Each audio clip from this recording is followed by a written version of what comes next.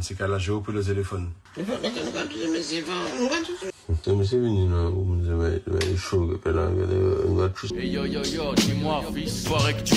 Dacia.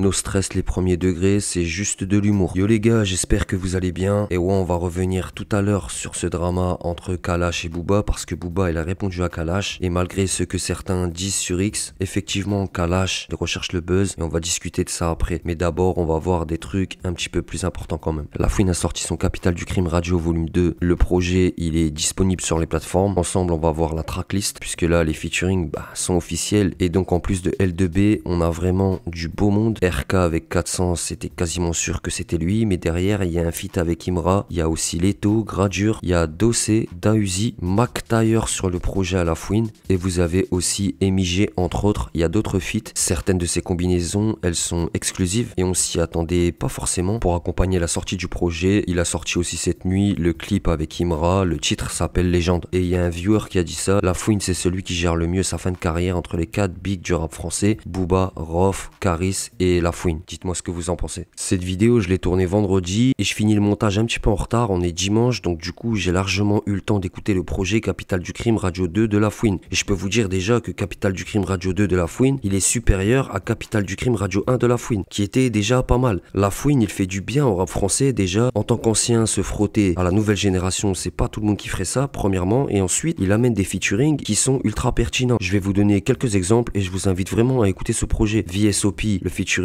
avec Leto, c'est très fort. RK La Fouine sur 400, c'est très fort aussi. Le featuring avec Imra avec un clip magnifique, ça tue aussi parce que les deux rappeurs ont réussi à mettre leur ego de côté. Avec Imra qui dit que c'est un rêve de poser avec La Fouine, il place aussi un SO à son père qui l'a amené voir La Fouine en concert quand il était petit. Et à la fin, on a La Fouine qui dit sur ce titre, je vois qu'une instru et deux légendes. Mettre de côté son ego pour un rappeur, c'est vraiment très rare parce que souvent les rappeurs, c'est les plus riches, c'est les plus dangereux, c'est les plus Kaira, c'est les plus forts, c'est ceux qui ont les plus belles voitures.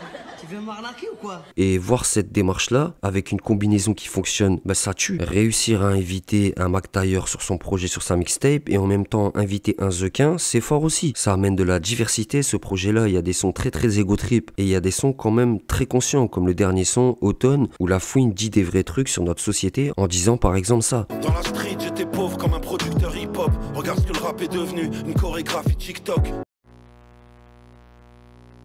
Un truc assez drôle qui s'est passé sur les réseaux sociaux et c'est en lien avec le ballon d'or de Dembélé. Dembélé, il a gagné le ballon d'or et il y a un snack qui a repris la cover de Rof, La fierté des nôtres, vous savez, la cover où il est assis sur l'arc de triomphe, et ce snack, il a repris cette cover en modifiant et en mettant à la place de Rof Ousmane Dembélé avec dans les mains une bonne grosse assiette tenders, frites, cheddar. T'as compris, un truc bien savoureux. Chef, le montage était pas bon, je viens de corriger. Et Rof, qu'est-ce qu'il a fait? Il a répondu et il a dit mérité. C'est un post qui a fait énormément de vues, quand même 4 millions de vues en quoi? En une journée, c'est énorme. Et dans les commentaires de la publication de Rof, il y a eu beaucoup de retours comme il y a eu beaucoup de vues. Et il y a ce genre de commentaires. Dembélé, la fierté des nôtres, pour faire référence à l'album de Rof bien sûr. Il y a aussi ce gars-là qui dit Rof sérieux, crédite au moins le gars à l'origine de ça. Rof, il est même pas au courant de qui a fait ce montage, lui il riposte et puis basta. Et malheureusement ou heureusement, je sais pas, il y a toujours un rat de pie qui vient en commentaire pour venir parler de Booba, alors qu'en vrai là c'est même pas le sujet. Le sujet c'est Ousmane Dembélé. Pour rappel, l'un de ses derniers posts est accompagné d'une chanson de Booba où tu te fais clasher fort. Et niveau réaction les gars, j'ai trouvé encore pire. Ça a l'air compliqué mais en fait c'est très facile avec internet et à notre époque. J'ai trouvé cette réponse là au post de Rof du coup, et regardez la dinguerie de cette réponse. Arrête de tout ramener à toi, brodel. Ça veut dire bordel. Les fautes de frappe, on lui en veut pas limite. Mais sa réponse, arrête de tout ramener à toi. De base, la base des bases, c'est une cover de Rof, d'un album de Rof, La fierté des nôtres. Et le gars lui dit arrête de tout ramener à toi. Mais de base, c'est la cover d'un de ses albums. C'est du bon sky. Faut m'expliquer les gars, je vais aller directement au psychanalyste ou alors à l'exorciste pour demander conseil parce que là, j'ai vraiment pas de solution. C'est donc ça.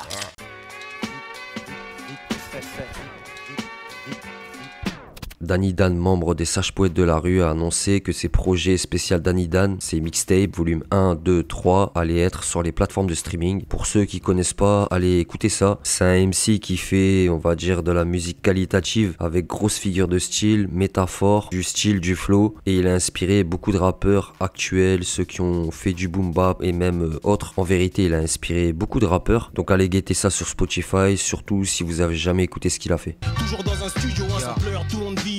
3 quarts d'heure avant que le jour se livre. Je ne sais d'où vient la force de poursuivre. Anecdote sur LIM en mode Boulogne, studio à Boulogne, vous êtes pas prêts. LIM, c'est vraiment le ouf qu'il pense être. En mode pour récupérer un sample de bruit de gun, au lieu d'aller sur YouTube ou Original Soundbank ou quoi, ça sort des vrais outils pour sortir un bruit authentique. Et je suis tombé sur un extrait de podcast où ça raconte une anecdote de ouf. Je sais pas si vous la connaissez, mais LIM, tout ce qu'on peut dire, c'est que c'est vraiment indéterminé. Bah comme LIM, tu te rappelles qu'on en parlait, moi et Benji avec LIM. Ah, studio d'LIM, genre... Regarde, aujourd'hui, par exemple, en tant qu'ingé son, t'as vu, tu vas sur YouTube, tu veux un bruit de calibre, tu le prends, tu le mets en MP3, tu le mets dans ta piste. Lui, il le LIM, il le faisait lui-même. LIM, il le faisait lui-même, comme il disait Benji, il prenait le calibre, il tirait sur sa porte. T'avais des empreintes de balles sur la porte, gros. Arrête, sérieux? Des empreintes de balles sur la incroyable. porte de secours, gros. Je suis témoin, je suis témoin. En fait, t'avais la porte de secours derrière. Tu vois, dans le film de Boulogne, t'avais la porte de secours. Et je lui dis, ouais, pourquoi c'est qui a rafale la porte? Il me dit, attends, je vais te montrer. Il sort le micro, ça comme. Et là, il tire. Il dit, tu vois, là, moi, au moins, j'ai un vrai bruit de gun.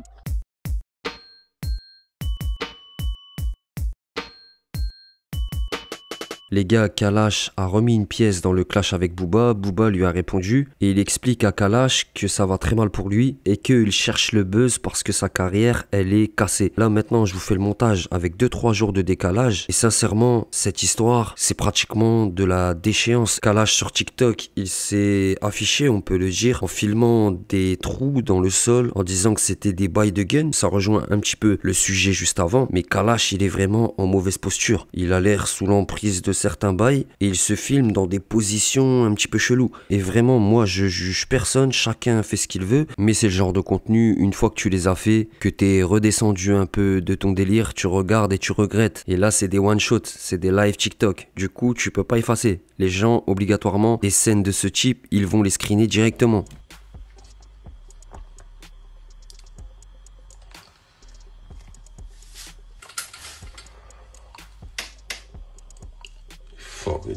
Se mi se vini nan ou show ke pe lan yon va chou se men se nan moutan mwen yon pa pale ba se men sifon chep mwen se men sifon pa m pale ba se men sifon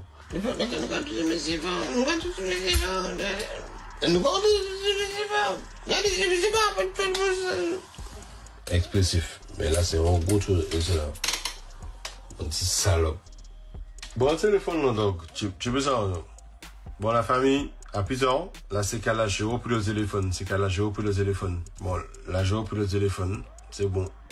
J'entends direct donc. Attends, moi je pose le téléphone là donc. Ah ouais, oublie ça. Kalash, il a été encore plus loin. Face cam, il a menacé les Accor Arena de Booba. Les 3 concerts Nemesis qui vont avoir lieu en octobre. Kalash, il incite fortement tous les Antillais à aller sur place faire un sbeul en disant que Booba déjà lui, il va strictement rien faire. Et aussi le DJ ne va rien faire non plus. En tout cas, l'entourage de Booba ne va rien faire du tout. Et là, c'est face cam et vous allez voir Kalash ce qu'il dit. Lui Arena, Congo Sousse, ou c'est Antillais. Ou les menaces Bouga pas faire rien. Ou les menaces DJ Ken qui pas faire rien. Comme menace Bouga toujours. Pour nous montrer en route que mon entier est méchant. Rejecting. Ou les fucking menaces DJ Ken.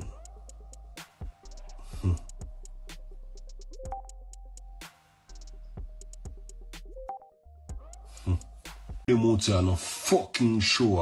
Bon, je crois qu'il n'y a pas besoin d'en rajouter, les images elles suffisent à elles-mêmes. Booba il a réagi, il a dit à Kalash que la force soit avec toi. Booba il a répondu plus précisément avec un bon texte à la vidéo de Kalash et aux attaques que fait Kalash. Kalash, tu étais très talentueux et puis tu t'es perdu dans Clarakata et tu es devenu l'ombre de toi-même. Tu aurais pu créer un label, pousser la musique antillaise, inviter de jeunes artistes dans tes albums. Tu aurais pu faire tellement de choses avec l'exposition qu'on t'a donnée. Tu as supplié Gâteau pour me rencontrer. Je ne te connaissais pas, tu vendais 500 CD à l'époque. On t'a ouvert les portes, feat quasi gratuit, Chris Macari pour tes vidéos. Cesse ton cinéma sur TikTok, ça ne te va pas. T'es un lâche, un faible, dépendant d'une bouffeuse de rappeur, demande au colonel. Bonne route et si on se croise un un jour, soit à jeun. Kalash, sa vidéo, elle est tellement dégradante, on va dire entre guillemets, que Booba, elle a pas besoin frontalement de trop aller dans le sale pour sa réponse. Parce que Kalash, sa vidéo, elle parle d'elle-même. Et ad vitam aeternam, cette vidéo-là, elle sera sur internet. Et c'est dommage pour lui, parce que vraiment, Kalash, c'est vrai qu'il était talentueux, il a bénéficié d'une exposition de ouf, il a vendu beaucoup de CD, il a réussi à intégrer le marché du rap français, en plus de celui des Antilles, etc. Donc il avait et il a encore beaucoup de cartes à jouer. Et je me pose une question comme ça, je vous la donne, faites-en ce que vous en voulez. Est-ce que tout ce clash, tout ce drama qui est maintenant créé uniquement par Kalash et Booba, lui surfe sur la vague, on va dire, si on peut appeler ça une vague, la base c'est pas juste le Accor Arena, que Kalash ne bénéficie pas de l'exposition de ce concert-là, et en plus en ce moment niveau actualité, Kalash on n'entend pas du tout parler de lui. Pour finir la vidéo, et c'est sans aucun rapport, je suis tombé sur une interview Histriculture de Djamatic, ancien membre du groupe Negmaron Sector A. Dans l'interview, Djamatic revient sur leur séparation, la séparation de Negmaron, et à l'époque ceux qui étaient là, il fallait être là, ça avait fait un grand bruit, rappelez-vous, pour ceux qui savent bien sûr. Il revient pas sur leur séparation en profondeur, mais on sent qu'il y a un truc derrière, et peut-être dans le futur ou quoi, on va savoir vraiment ce qui s'est passé. Cet artiste-là, il avait aussi sorti Djamatic Connexion volume 1, et ça m'a donné envie de le réécouter. Allez voir l'interview, je vous laisse un petit extrait, c'était Chroniqueur TV. Prenez soin de vous, prenez soin de vos poches et de vos proches les gars, c'est toujours le plus important les gars. Ciao. Et puis on parle, et puis on dit ça, ouais, il y a ça, il y a ça, il y a ça, et puis ils sont là pour intervenir ou pour donner leur version, pour donner leur version, une discussion constructive. Voilà, constructive, plutôt que venir dire ça et tous parler, peut te dire ça par là, après eux viendront, te diront autre chose, moi je reviens derrière, je redis autre chose, et puis ça reste dans ça. Et puis je pense que pour le nom, parce que moi j'ai donné beaucoup d'importance à ce nom-là, Negmaron, ça a une grande signification, tu vois, aux Antilles, et tu sais, Haïti, et voilà, nous c'est une grande signification. Et je trouve que voilà, ça c'est abîmé pour encore, tu vois, encore laisser des trucs comme ça paraître. Alors oui, il y a forcément, tu te doutes bien que si j'y suis plus, il y a forcément des choses qui se sont passées. Si j'ai retiré mes voix de l'album JB Lang, c'est parce qu'il y a des choses qui se sont passées, tu vois. Parce que tu retires tes voix et tu pars après. Ouais. Du coup. Donc, ouais. Je te demande même, oui, je pars.